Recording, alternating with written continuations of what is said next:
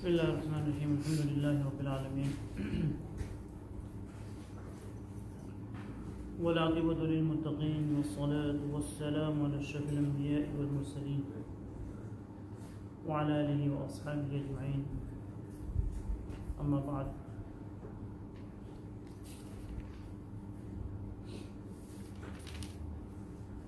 عن ابن عباس رضی اللہ تعالی عنہما قال كنت خلف النبي صلی اللہ علیہ وسلم يوما فقال يا غلام إني أعلمك كلمات احفظ الله يحفظك احفظ الله تجده تجاهك إذا سألت فاسأل الله وإذا استعنت فاستعن بالله واعلم أن الأمة لو اجتمعت على أن ينفعوك بشيء لم ينفعوك إلا بشيء قد كتبه الله لك وإن اجتمعوا على أن يضروك بشيء لم يضروك إلا قد كتبها الله عليك رفعت الأقلام وجفت الصحف.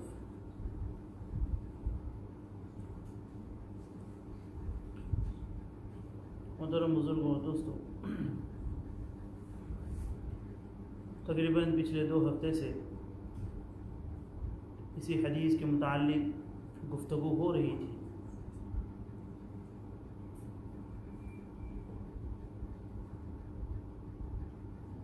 سب سے پہلی بات اس حدیث کے اندر یہ بتائی گئی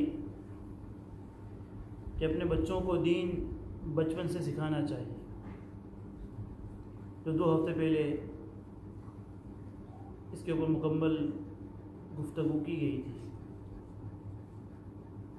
دوسری بات اس کے اندر یہ بتائی گئی کہ احفظ اللہ یحفظک، تو اللہ تعالیٰ کے احکامات کی حفاظت کر. اللہ نے جن باتوں کے کرنے کا تجھے حکم دیا ہے ان باتوں کو بجا لا، ان باتوں کو کر لے، تو اللہ تیری حفاظت فرمائیں گے. اللہ تیری حفاظت فرمائیں گے. احفظ اللہ تجدہ تجاہک، وہی تو اللہ کے حقوق اللہ کی رعایت کر، حفاظت کر، تو اللہ تعالیٰ کو اپنے سامنے ہر وقت مدد کے لیے پائے گا. پھر آگے بتایا تھا کہ اذا سألت فاسأل اللہ، جب تو مانگے تو اللہ سے مانگ. سوال کے متعلق کچھ گفتگو، کچھ فضائل، کچھ مسائل وغیرہ بتائے تھے کہ مانگنے کی کون انسان مانگ سکتا ہے. سوال 2 طرح کا ہوتا ہے. کثرت سوال دونوں جگہ اس کی مذمت آئی ہے. انسان کثرت سے ویسے ہی سوال کرتا رہتا ہے ہر بات میں، اس کی بھی مذمت آئی ہے. اور ایک سوال وہ ہوتا ہے کہ انسان لوگوں سے مانگتا رہتا ہے، ہاتھ پھیلاتا رہتا ہے. تو اس کے متعلق کچھ مسائل تھے، وہ میں نے پچھلی نشست کے اندر بیان کیے تھے کہ انسان کو بغیر ضرورت کے لوگوں کے سامنے ہاتھ نہیں پھیلانا چاہیے. فقیر آدمی مانگ سکتا ہے، جس کے پاس کچھ نہ ہو اس کو مانگنے کی اجازت ہے کہ وہ مانگ سکتا ہے. فقیر آدمی یہ ہے کہ وہ انسان جس کے کاروبار کے اندر نقصان ہوا ہے، کوئی تجارت شروع کی تھی، اچانک اس کا پورا بزنس کولیپس ہو گیا، ختم ہو گیا، بالکل روڈ کے اوپر آ گیا، غریب ہو گیا، تو ایسا انسان ہاتھ پھیلا سکتا ہے، مانگ سکتا ہے. اور تیسرا وہ انسان کہ جس نے اگر اسلامی حکومت ہو، اسلامی امارت ہو، اگر کسی نے کسی کو قتل کر دیا ہے تو شرعی قانون کے حساب سے اگر جان بوجھ کے قتل کیا ہے تو قتل کرنے والے کو قتل کیا جائے گا، سیدھی بات. لیکن اگر اس کے جو ورثاء ہے، جس مقتول جو ہے، جس کو قتل کر دیا گیا ہے، اگر اس کے جو ورثاء ہے، اس کی فیملی والے کہتے ہیں کہ ہم تجھے مارنا نہیں چاہتے تو ہم کو پیسے دے دے، دیت دے دے، تو یہ جو قاتل جو ہے، جس نے قتل کیا ہے، وہ کیا کرے گا؟ دیت دے گا. تو وہ پھر اس کو قتل نہیں کیا جائے گا. تو اگر اس کے پاس پیسے نہیں ہیں تو اس کی پیسوں کے ذریعے مدد کی جائے گی تاکہ اس کی جان بچ جائے. یہ کیا وجہ ہے؟ تو ایسے 3 آدمی کو مانگنے کی اجازت ہے. اور اس کے علاوہ فرمایا، میں نے بتایا تھا کہ اگر ایسا انسان، ہاں فقیر تو مانگ سکتا ہے، لیکن جس کے پاس ایک انسان ہے، فقیر تو ہے لیکن اس کے پاس ٹیلنٹ ہے، خود کما سکتا ہے، خود اپنے ہاتھوں کی کمائی کھا سکتا ہے لیکن پھر بھی لوگوں سے سوال کرتا ہے. تو ایسا انسان مانگ سکتا ہے کہ نہیں مانگ سکتا؟ ایک انسان آپ معلوم ہے کہ ماشاءاللہ اگر وہ محنت کرے گا جاب مل جائے گی، کر سکتا ہے، کمائی کر سکتا ہے، لیکن نہیں، بس اس کی عادت بنی ہوئی ہے کہ مانگنا ہے. بعض لوگوں کا ایک پیشہ ہوتا ہے مانگنے کا، تو ان کو مانگ کر کھانا ہی اچھا لگتا ہے. ہمارے علاقے کے اندر ایک صاحب تھے، تو وہ پوری زندگی مانگتے رہے، اتنا مانگتے رہے کہ ان کے انتقال کے بعد ان کے پاس سے 60 تولہ سونا نکلا. پوری زندگی فقیر. ہندوستان کے اندر چلے جائیں ماشاءاللہ، ہمارے یہاں خصوصاً جو سٹی ممبئی ہے وہاں کے اوپر، اور باقاعدہ آپ یوٹیوب کے اوپر جائیں گے تو اس کی ڈاکیومنٹری بھی ہے وہاں پر کہ وہ کس طرح کاروبار کرتے ہیں، ان کے کیسے ایجنٹ ہوتے ہیں. اگر آپ کو مثلاً 2000 کی اگر آپ کو چینج لینا ہے، چھوٹے کروانا ہے، تو آپ فقیر کے پاس جائیں گے تو آپ کو کوئن کہے تو کوئن بھی نکال کے دے گا، اگر آپ کو جو نوٹ کہے گا وہ نکال کے دے گا. آپ کو کسی اے ٹی ایم اور کسی مشین کے اوپر جانے کی ضرورت نہیں. اونرز ہوتے ہیں، بعض تو ایسے ہوتے ہیں، ایسے فقیر ہوتے ہیں کہ ان کے مہنگے مہنگے علاقوں کے اندر ان کے اپنے اون فلیٹس ہوتے ہیں، رینٹس کے اوپر ہوتے ہیں، لیکن یہ ان کا بزنس ہے. یعنی وہ یہ پیشنٹ ہے اس کے لیے، ان کو مانگنا اچھا لگتا ہے، ان کے پاس یہی ٹیلنٹ ہے. جس طرح ہم کو جاب کرنا اچھا لگتا ہے، ان کے پاس مانگنے کا ٹیلنٹ ہے. تو فرمایا کہ وَإِذَا سَأَلْتَ فَاسْأَلِ اللَّهَ، مانگنے کی اجازت ہے. جو کما سکتا ہے وہ مانگ سکتا ہے کہ نہیں مانگ سکتا ہے. تو علماء کے اس میں 2 قول ہیں. ایک قول ہے مکروہ تحریمی کا، کہ ایسے انسان کا مانگنا یہ حرام کے قریب ہے، ایسا انسان خود محنت کرے. اور دوسرا قول علماء کا ہے کہ وہ مانگ سکتا ہے کراہت کے ساتھ، یعنی مانگ تو سکتا ہے ضرورت کے بقدر، لیکن اس کا مانگنا پسندیدہ نہیں. وَإِذَا سَأَلْتَ فَاسْأَلِ اللَّهَ وَإِذَا اسْتَعَنْتَ فَاسْتَعِنْ بِاللَّهِ، جب تم مدد طلب کرے تو اللہ سے مدد طلب کرے، اللہ کے علاوہ کسی سے مدد طلب نہ کرے. ہمارا معاملہ کیا ہے؟ الٹا ہے. حدیث میں بتایا گیا کہ تم مدد طلب کرے جب تجھے کسی چیز میں ہیلپ کی ضرورت ہو، کسی چیز میں مدد کی ضرورت ہو، اللہ سے مانگ. ہم کیا کریں گے؟ پہلے سارے ہاتھ پیر مار لیں گے، کبھی اس حاجی صاحب کے پاس، کبھی اس کے پاس، کبھی اس کے پاس، کبھی اس کے دروازے پر، کبھی اس کے دروازے پر. جب کچھ کام نہیں بنا تو کہا کہ آپ 2 رکعت نماز پڑھ لیں. حالانکہ ترتیب الٹی ہونی چاہیے. ترتیب کیا ہونی چاہیے؟ الٹی ہونی چاہیے کہ بھائی میں لوگوں کے پاس جاؤں گا لیکن لوگوں کے دل میں بات بھی ڈالنے والا تو اللہ ہی ہے نا. میں نے اللہ تعالیٰ سے مدد ہوئی، اللہ سے مدد طلب کر. اب آپ کہہ رہے ہیں کہ بھائی میرے پاس جاب نہیں ہے، تو اللہ سے مانگے. آپ اپلائی ہونے جا رہے ہیں، آپ کے پاس کچھ آفرز آئی ہیں، تو آپ پہلے اللہ سے مانگیں، اللہ سے طلب کریں کہ اللہ یہ 4-5 چیزیں میرے پاس آئی ہیں، اب میں نہیں جانتا کہ اس میں میرے لیے بہتر کیا ہے، تو میری مدد فرما دے، جو خیر ہو میرے لیے مقدر فرما دے. وہ تو جو مقدر میں ہے وہ ملنا ہی ملنا ہے، نہیں ملنا ہے تو نہیں ملنا ہے. لیکن آپ نے اپنا فریضہ بندگی کا ادا کر دیا کہ آپ نے اللہ سے مدد طلب کر لی. کوئی بھی کام اللہ سے مدد طلب کریں، پہلے اللہ کے پاس جائیں پھر لوگوں کے پاس جائیں.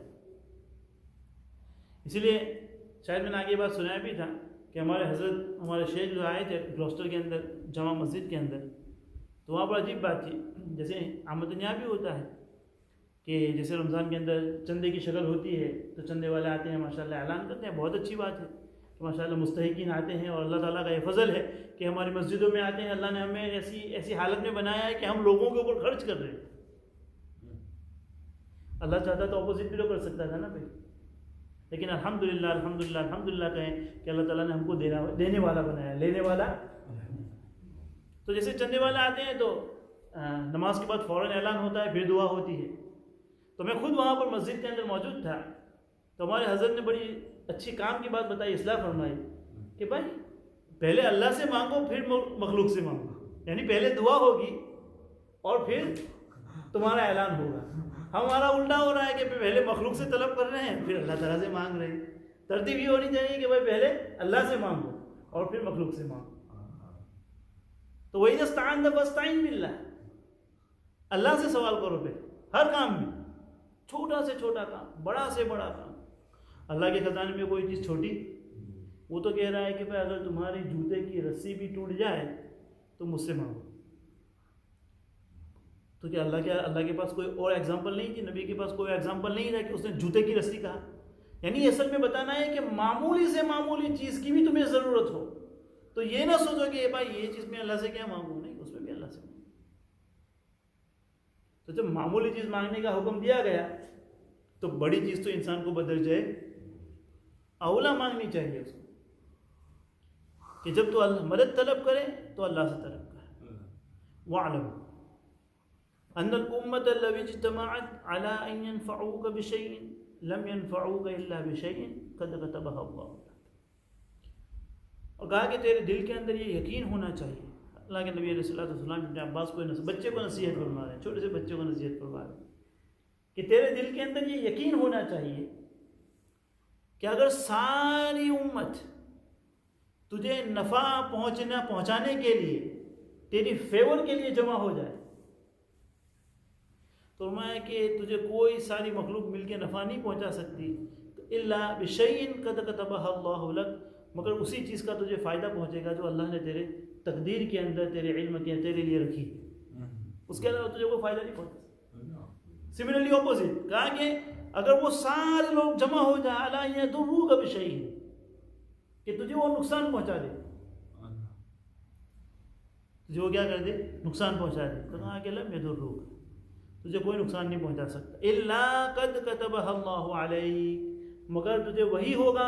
اگر نقصان پہنچنا بھی ہوگا تو یہ نہیں ہوگا کہ وہ ان لوگوں نے کوئی کام کیا ہے اس لیے تجھے، ان لوگوں نے کوئی مسئلہ کھڑا کیا ہے، ان لوگوں نے کوئی پریشانی کری ہے، نہیں، وہ اللہ نے اگر تیری تقدیر میں لکھا ہوگا تو ہی تجھے نقصان پہنچے گا، ورنہ تجھے کوئی نقصان نہیں پہنچا سکتا.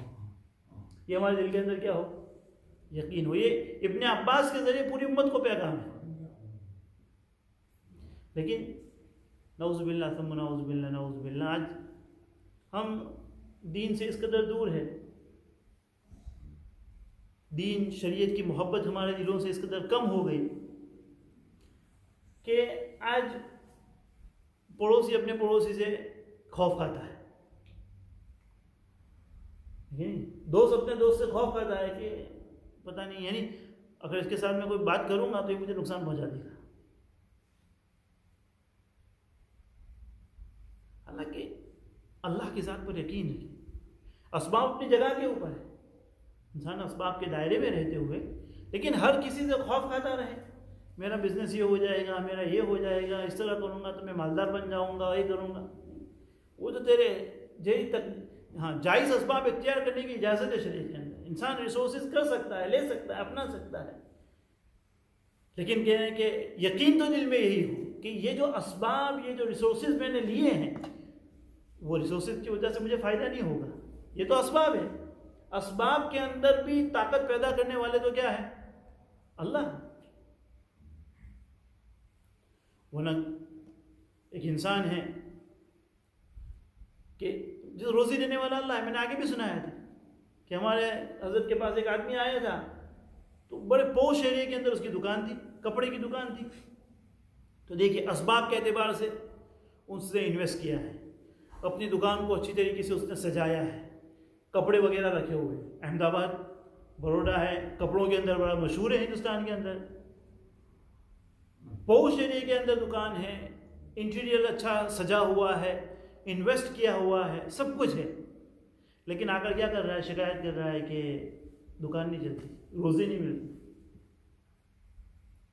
روزی. کہا کہ کیا ہوا، مجھے تعویذ چاہیے. مجھے کیا چاہیے، یعنی آج سب سے آسان راستہ مالدار بننے کا تعویذ. خود کچھ نہیں کرنا ہے کہ بھائی کوئی اللہ والا کوئی لکھ دے، کوئی پھونک مار دے، ہے کہ نہیں. حضرت تھانوی رحمۃ اللہ علیہ کے پاس ایک آدمی آئے تو حضرت سے کہا کہ حضرت تھانوی، تو حضرت تھانوی تھے، کہنے لگا کہ حضرت کچھ سینے سے عطا فرمائیے، یعنی کچھ دم کر دیجیے، اور کوئی سینے سے کوئی چیز. تو کہا کہ بلغم نکال کے دو. حضرت نے کہا کہ سینے میں بلغم ہے. حضرت تو بہت ہی حاضر جواب تھی، اور ماشاءاللہ حضرت تو بہت ہی کرتی تھی اس بات پر. کہا کہ یعنی حضرت کا منشا یہ تھا کہ خود تو کچھ نہیں کرنا ہے، جو کریں گے حضرت کریں گے، ان کی برکت سے ہم کامیاب ہو جائیں گے. نہیں بھائی, خود بھی تو عمل کرنا پڑے گا. عمل خود کچھ کرنا نہیں ہے. یہ ہمارے وہ ساؤتھ افریقہ کے اندر تھے ایک پہچان والے, تو کہ وہاں یہ تعویذ کا کلچر بہت ہے وہاں پر ساؤتھ افریقہ کے اندر, بہت جاتے ہیں. وہ خصوصاً یہ جو کہا ماشاء اللہ ہمارے کالے لوگ ہوتے ہیں اس کے اندر بہت مانتے ہیں. تو کیا ہے کہ وہ ایک آدمی تھا تو وہاں پر تو وہ تعویذ دیتا تھا. تو کہا ان کو پوچھا کہ یعنی اتنے بزی رہتے ہو تم لکھتے کیا ہو اس کے اندر, کیا لکھے گا کیا دیتے ہو اس کے اندر کہ اتنے سارے لوگ تمہارے پاس آتے ہیں اور بہت مقبول ہو تم. تو کہا کہ مجھے بھی کچھ پتہ ہی نہیں تھا. شروع میں نے شروع کیا تو میں صرف اتنا لکھتا تھا کہ اللہ مجھے کچھ آتا نہیں اور یہ کالا مانتا نہیں. میں اس کو لکھے دے دی اور اسی سے اس کو شفا ہو جاتی. یعنی مجھے تو کچھ آتا نہیں اور یہ مانتا نہیں ہے تو میں ویسے ہی لکھ کے دے دیتا اس کو. تو یہ یقین ہوتا ہے نا اندر, وہ یقین ہوتا ہے کہ اس میں مجھے ملے گا, تو یقین پر بات چلتی ہے, اسی پر ان کو اچھا ہوتا ہے. تو وہ آدمی آیا حضرت کے پاس کہ میری دکان ہے پوش شہری کے اندر ہے, کپڑے کی دکان ہے لیکن نہیں چلتی ہے, کیا چاہیے کہ تعویذ چاہیے, آسان راستہ. تو حضرت نے یہ بات فرمائی کہ بھائی تعویذ لے کے کیا کرو گے؟ کہا کہ تم فجر کی نماز پڑھتے ہو؟ کہا کہ نہیں. پھر کہا تمہاری رزق میں برکت کیسے ہوگی؟ کیونکہ اللہ کا نظام یہ ہے, حدیث پاک میں آیا کہ فجر کے بعد فرشتے رزق کی تقسیم کے لیے نکلتے ہیں. فجر کے بعد فرشتے رزق کو تقسیم کرنے کے لیے نکلتے ہیں, اور فرشتہ جب تقسیم کرنے کے لیے آئے گا رزق اور تم الٹے سوئے ہوں گے تو وہ تمہیں اٹھا کر تھوڑی دینے والا ہے. اللہ کی ذات تو غنی ذات ہے, ہمیں اس کی ضرورت ہے, اس کو ہماری ضرورت نہیں ہے. تو جائز اسباب کے ساتھ ساتھ اپنے آپ کو دیندار بنانے کی فکر بھی کرنی چاہیے. جیسے کہ علماء نے لکھا ہے کہ بھائی سورہ مزمل کی کثرت جو ہے رزق میں برکت کا سبب ہے. اب ایک انسان ہے پورا دن بیٹھ کے گھر پہ سورہ مزمل ہی پڑھتا رہے اور پھر شام میں اپنا پاکٹ چیک کرے تو کیا کہے گا کوئی انسان؟ کیا ہے بھائی عقل تو ٹھیک ہے تمہاری نہیں. اس کا مطلب یہ ہے کہ آپ جائز اسباب ہی اختیار کریں. آپ اپنی دکان کھولنا ہے دکان کھولیں, اپنی ریسٹورینٹ کھولنا ہے ریسٹورینٹ کھولیں, اور جائز اس اسباب اختیار کرنے کے ساتھ ساتھ یہ جو وظائف علماء کرام کے بتلائے ہوئے ہیں ان کو بھی پڑھتے جائیں, تو پھر آپ کے رزق کے اندر برکت ہوگی. تو خود تو کچھ کرنا پڑے گا نا. تو فرمایا کہ سارے لوگ اگر جمع ہو جائے گے تجھے نقصان پہنچا دے تو مجھے کوئی نقصان نہیں پہنچا سکتا. دل کے اندر اللہ کی ذات سے یقین رکھے, اللہ کی ذات پر کامل توکل رکھے کہ ان تمام کی طاقت سے بڑھ کر کس کی طاقت ہے؟ اللہ کی. اسے کہا میں نے پچھلے ہفتے یہ کہا, اس کا مذاکرہ کرے, اس کا مراقبہ کرے, کنٹمپلیٹ کرے, سوچے اللہ کی طاقت کو, صحابہ کے واقعات کو پڑھے, حیات الصحابہ پڑھے اور دیکھیں کہ اللہ کی مدد ان کے اوپر کیسے آئی اور وہ اللہ کی ذات پر کیسا یقین رکھتے تھے. ہزاروں کی تعداد ہوتی تھی لیکن وہ متاثر نہیں ہوتے تھے, ان کے اوپر کوئی رعب نہیں ہوتا تھا, کیونکہ یہی یقین اللہ کے نبی نے ان کے دلوں کے اندر یہ بچپن سے بٹھایا جا رہا ہے کہ ساری دنیا مل کر تجھے نقصان نہیں پہنچا سکتے اگر اللہ نے تیرے مقدر میں نہیں لکھا. قد کتبہ اللہ علیک, کہ جو اللہ نے لکھا ہے, اللہ نے نہیں لکھا ہے. چونکہ اللہ تعالیٰ نے جیسے کہ آگے بتایا جائے رفعت الاقلام وجفت الصحف, کہ قلم کو اٹھا لیا گیا, صحیفے خشک ہو گئے. اللہ نے سب سے پہلی چیز جو پیدا فرمائی وہ قلم کو پیدا فرمایا, پین کو پیدا فرمایا. پہلا تعالیٰ نے اس کو لکھنے کا حکم دیا, لکھ. قلم کہنے لگی کہ کیا لکھوں؟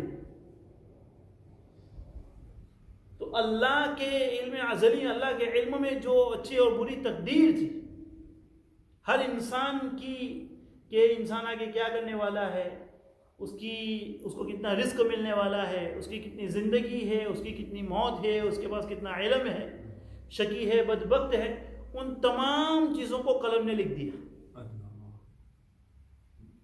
اب قلم لکھ کے کیا ہو چکے ہیں؟ فارغ ہو چکے ہیں. قلم کو اٹھا کے رکھ دیا گیا ہے, یعنی تمہاری تقدیر کیا لکھی جا چکی ہے.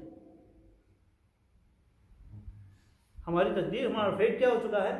یہ ہو چکا ہے.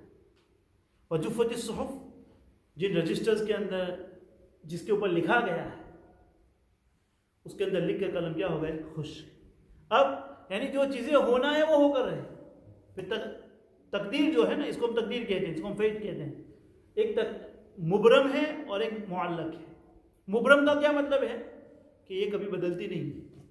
ایک تقدیر تو وہ ہے جو ہاں، یہ معلق اور مبرم یہ بندوں کے حساب سے، ورنہ اللہ کے علم میں تو اللہ کو تو سب کچھ پتا ہے. اللہ کو تو سب کچھ پتا ہے کیا ہونے والا ہے، کیا بدلنے والا ہے اس کو. یہ صرف مخلوق کے حساب سے ہے. کہ مبرم کا کیا مطلب ہے کہ وہ بدلتی نہیں ہے. جیسے حضرت قوم لوط علیہ السلام کے اوپر کی قوم کے اوپر جب عذاب کے لیے فرشتے گئے تو قرآن کہتا ہے کہ یجادلونا فی قوم لوط. ابراہیم علیہ السلام اللہ تعالیٰ سے مجادلہ کر رہے تھے کہ بھائی اس قوم کو عذاب نہ دیا جائے، حالانکہ نبی یہ کر رہا ہے ابراہیم. لیکن یہ بات اللہ کے علم کے اندر مقدر ہو چکی ہے کہ اس قوم کو ختم کرنا ہے. اللہ نے اس کو ختم کر دیا. اور تقدیر معلق کیا ہے؟ تقدیر معلق کیا ہے؟ تقدیر معلق کا مطلب یہ ہے کہ اللہ تعالیٰ نے بعض چیزوں کو کنڈیشنل، جس کو ہم کہتے ہیں کنڈیشنل رکھا ہے. اللہ کے علم میں تو ہے ہی. مثلا اللہ نے یہ لکھ دیا ہے کہ اگر یہ بندہ 5 وقت کی نماز پڑھے گا تو اس کی روزی کے اندر بڑھاوا کر دیا جائے گا.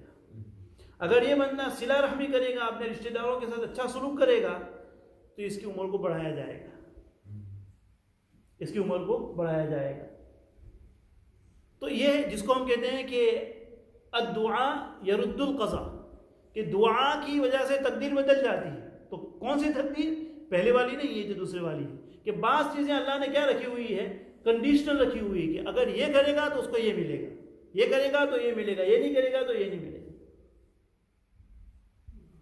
ہاں، تو وہ چیزیں انسان کیا کر سکتا ہے؟ دعا سے بدل سکتا ہے.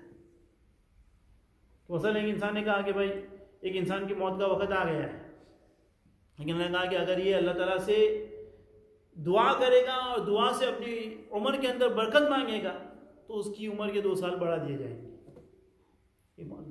تو یہ تو اللہ کے حساب سے تو اللہ کو سب کچھ پتا ہے کہ یہ کب دعا کرنے والا ہے، اس کی کتنی عمر ہونے والی ہے، اللہ کے علم کے حساب سے. ہمارے حساب سے یہ مبرم و معلق ہے، ورنہ اللہ تعالیٰ کو تو سب کچھ پہلے سے پتا ہے. چونکہ اللہ کے پاس علم ازلی ہے، اس کے پاس شروع سے لے کر آخر تمام چیزوں کا علم ہے، تو اس نے اپنے علم کے حساب سے تقدیر تیار کی. یہ انسان شقی ہے، بدوقت ہے، کیا ہے؟ رفعت الاقلام وجفت الصحف. قلم کو اٹھا لیا گیا اور جو صحف تھے، جو نامہ اعمال تھے، وہ تقدیر کے جو دفاتر تھے وہ کیا ہو گئے؟ خشک ہو گئے. تقدیر لکھی جا چکی ہے. یہ حدیث یہاں پر ختم ہوئی. دوسری حدیث ہے الرابع عن انس رضی اللہ تعالی عنہ قال انکم لتعلمون هي ادق في اعینکم من الشعر كنا نعدها على عهد رسول اللہ صلی اللہ علیہ وسلم من الموبقات. حضرت انس رضی اللہ تعالی عنہ راوی ہے، بیان فرماتے ہیں کہ تم ایسے کام کرتے ہو. حضرت انس رضی اللہ تعالیٰ عنہ بیان فرما رہے ہیں اپنے کولیگ سے ان کے زمانے میں، چونکہ حضرت انس رضی اللہ تعالیٰ تابعین سے بیان کر رہے ہیں. کیونکہ حضرت انس رضی اللہ تعالیٰ عنہ کی عمر 100 سال سے زیادہ تھی، کافی لمبی عمر پائی انہوں نے نبی اکرم صلی اللہ علیہ وسلم کی دعا کی برکت کی وجہ سے. انکم لتعلمون هي ادق في اعینکم من الشعر، فرمایا کہ تم ایسے کام کرتے ہو. تابعین کو کہہ رہے ہیں، جس کے لیے نبی اکرم صلی اللہ علیہ وسلم کیا فرما رہے ہیں؟ خیر القرون قرنی ثم الذین یلونہم ثم الذین یلونہم. یہ خطبے میں سنتے ہیں کہ بہترین زمانہ میرا ہے، پھر صحابہ کا اور پھر تابعین کا. تو یہ حضرت انس تابعین سے کہہ رہے ہیں کس سے؟ کہ تم لوگ ایسے کام کرتے ہو کہ جو تمہاری نظروں کے اندر بال سے بھی زیادہ، ہیر سے بھی زیادہ معمولی ہے، یعنی تم اس کو کوئی کنسیڈر بھی نہیں کرتے ہو کہ یہ کوئی کام. فرماتے ہیں کہ یہی کام جو تم آج کر رہے ہو، یہی کام ہم نبی اکرم صلی اللہ علیہ وسلم کے زمانے کے اندر موبقات، اس کو ہم مہلک ہلاک کر دینے والے سمجھتے تھے. یعنی اس کو ہم بہت ہی گھنونا اور برا سمجھتی تھی. تابعین کو یہ کہہ رہے ہیں کہ جو کام تم آج کرتے ہو جس کو تم ویری لائٹلی جس کو ٹیک ویری لائٹلی تم اس کو بہت ہی معمولی سمجھتے ہو, ایزی سمجھتے ہو, کہا کہ یہی کام اگر ہم نبی کے زمانے میں کرتے تو لوگ ہماری طرف انگلیاں اٹھاتے اور فرماتے اس کو ہلاک کر دینے والے اور بہت ہی گھنونے اور برے سمجھتے تھے. دیکھیے ابھی تو ایک جنریشن کا گیپ ہوا ہے صحابہ سے لے کر تابعین, اور اس کے لیے بھی سرٹیفکیٹ موجود ہے کہ خیر القرون قرنی ثم الذین یلونہم. ان لوگوں کے لیے کہہ رہے ہیں جو ابھی خیر القرون ہے, بہترین زمانہ ہے, ان کو یہ کہہ رہے ہیں کہ تم لوگ ایسے کام کرتے ہو کہ جس کو تم بہت ایزی اور لائٹ سمجھتے ہو, لیکن ہم نبی کے زمانے میں ایسے کام نہیں کر سکتے تھے. تو اب تو 1400-1500 سال ہو چکے ہیں. اگر صحابہ اس زمانے میں آ جائے تو میرے خیال سے صحابہ یہ ہم کو بلیو ہی نہیں کریں گے کہ یہ مسلمان قوم ہے.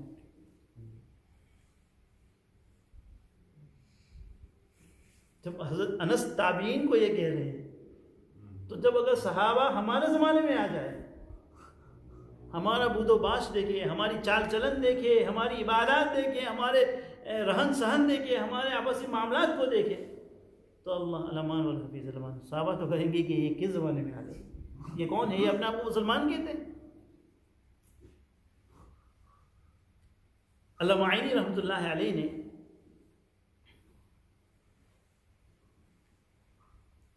اس حدیث کی تفسیر کے اندر یہ لکھا ہے کہ صحابہ چونکہ خوف خدا کی وجہ سے, اللہ کا خوف, خشیت, اللہ تعالیٰ کے سامنے حاضر ہونے کا استحضار, خوف اس قدر تھا کہ وہ معمولی چھوٹے گناہوں کو بھی بہت ہی برا اور کبیرہ سمجھتی تھی, بڑا سمجھتی تھی. یہ ان کے خوف کی وجہ سے تھا, ان کے خوف کی وجہ سے.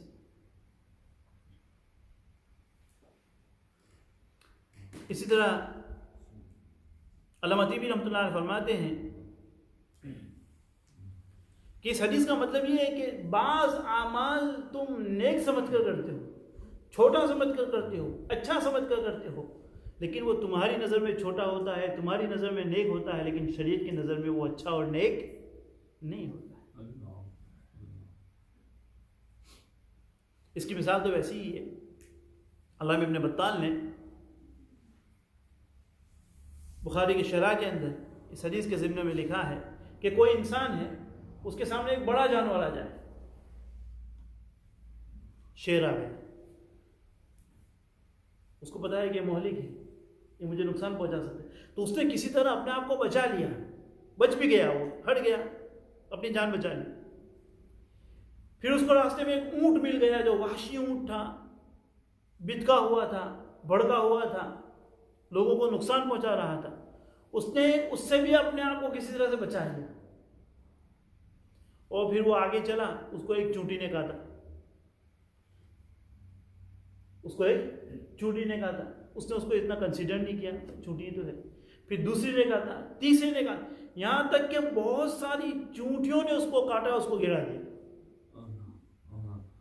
تو انسان, یہ چونٹی کی مثال کیا ہے, گناہ صغیرہ کی, چھوٹے گناہ کی, کہ جس طرح چونٹی کو ہم یہ سمجھتے ہیں کہ یہ معمولی چیز ہے, لیکن اگر بہت ساری چونٹیاں مل کے اگر کسی انسان کے اوپر حملہ کر دے تو انسان اس کو کیا نہیں کر سکتا ہے, برداشت نہیں کر سکتا ہے, گر جائے گا وہ. تو اسی طرح انسان اگر صغیرہ گناہوں کو کرتا جائے وہ یہ سمجھے کہ تو صغیرہ گناہ چھوٹا گناہ ہی تو ہے, لیکن یہی صغیرہ اصرار کی وجہ سے کیا بن جاتے ہیں, کبیرہ بن جاتے ہیں, بڑے بن جاتے ہیں. تو اس میں تاکید کی گئی کہ اس سے چھوٹے سے بھی بچنا چاہیے اور بڑے گناہ سے بھی بچنا چاہیے. تو صحابہ کے پاس چونکہ خوف خدا تھا, اس لیے وہ ان چیزوں سے ڈرتے تھے, چھوٹے اعمال اس سے بھی وہ ڈرتے تھے. حضرت صدیق اکبر رضی اللہ تعالیٰ عنہ کا ایک غلام تھا, تو اس نے ایک کھجور لا کے دی حضرت صدیق اکبر رضی اللہ تعالیٰ عنہ کو. حضرت ابوبکر صدیق رضی اللہ تعالیٰ عنہ نے اس کھجور کو کھایا. پھر جب وہ صدیق نے اسے پوچھا کہ یہ کھجور تم کہاں سے لائے, کیونکہ جو غلام ہوتے ہیں نا, جو سلیو ہوتے ہیں, ان کے پاس مال تو ہوتا نہیں ہے, جو کچھ بھی ہوتا ہے وہ تو آقا کا ہوتا ہے, آقا ان کو دیتا ہے, تو آقا کو پتہ ہوتا ہے ماسٹر کو. تو کہا کہ یہ کھجور کہاں سے لائے, تو اس نے کہا کہ میں زمانہ جہالت کے اندر یعنی پہلے میں کہانت کیا کرتا تھا. کہانت سود سے ایسٹرولوجر, لوگوں کو فیوچر بتانے والا. تو میں نے کسی ایک آدمی کے لیے اس کا فیوچر بتایا تھا, تو میرے پیسے لینے باقی تھے, مجھے پیسے لینے. تو وہ جو میں نے اس کو فیوچر بتایا تھا اس کے جو پیسے تھے, اس پیسے سے جو پیسے مجھے ملے اس سے میں نے کھجور خریدی, وہ میں نے آپ کو دی. تو حضرت ابوبکر صدیق رضی اللہ تعالیٰ عنہ نے فوراً اپنے گلے کے اندر انگلی ڈال لی. ایک مرتبہ نہیں, کئی مرتبہ قے کی, انہوں نے وامٹ کی, یہاں تک کہ وہ یہ کرنے لگے کہ تکلف کرنے لگے, جتنا پیٹ کے اندر تھا سب کچھ نکال دیا.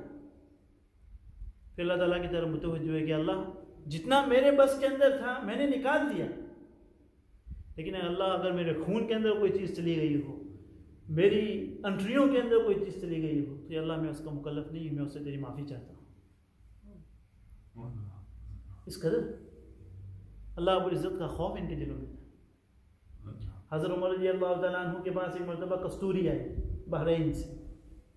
کستوری کی خوشبو ہوتی ہے, مہنگی ہوتی ہے, خوشبو ویسے بھی مہنگی ہوتی ہے.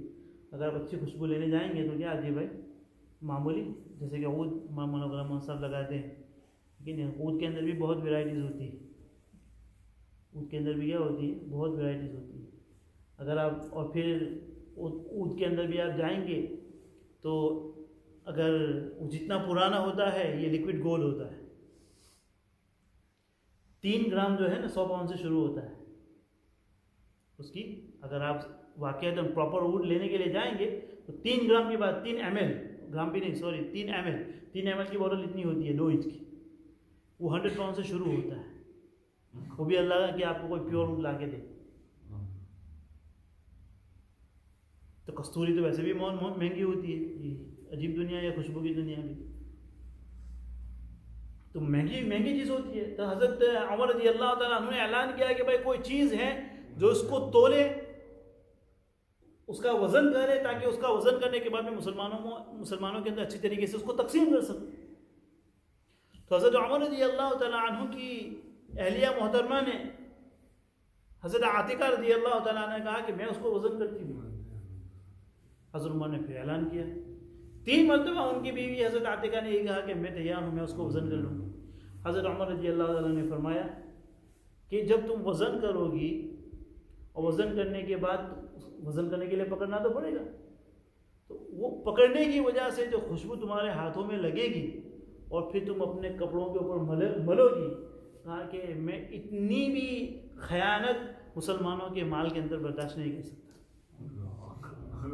یعنی جب تقسیم ہوگا تو کوئی یہی کہے گا کہ جو تم نے پکڑا تھا تو کچھ ایکسٹرا خوشبو تمہارے ہاتھ میں لگ گئی تھی اور جس کو تم نے اپنے کپڑوں کے اوپر لگایا. اس قدر ان کے پاس اللہ تعالیٰ کے سامنے حاضر ہونے کا استحضار ہوتا تھا, اللہ کا خوف ہوتا تھا کہ وہ چھوٹی باتوں کو, حالانکہ ایسی چیزوں کو ہم آج کیا نہیں کرتے بھائی, کوئی کنسیڈر کرتا ہے؟ ایسی باتوں کو کوئی کنسیڈر بھی نہیں کرتا ہے, اور اس کو ہم برا سمجھتے بھی نہیں, کیونکہ ہم ایسے معاشرے میں رہ رہے ہیں کہ اس میں ایسی برائیاں ہوتی ہے کہ ایسی چھوٹی چھوٹی چیزوں کو کوئی اس کو یہ بھی نہیں کرتا ہے کہ یہ بھائی بری چیز ہے.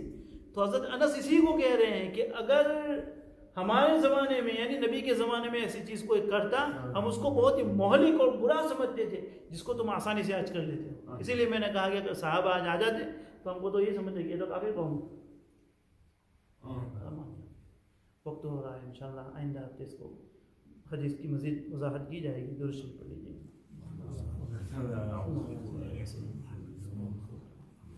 سبحان اللہ, استغفر اللہ.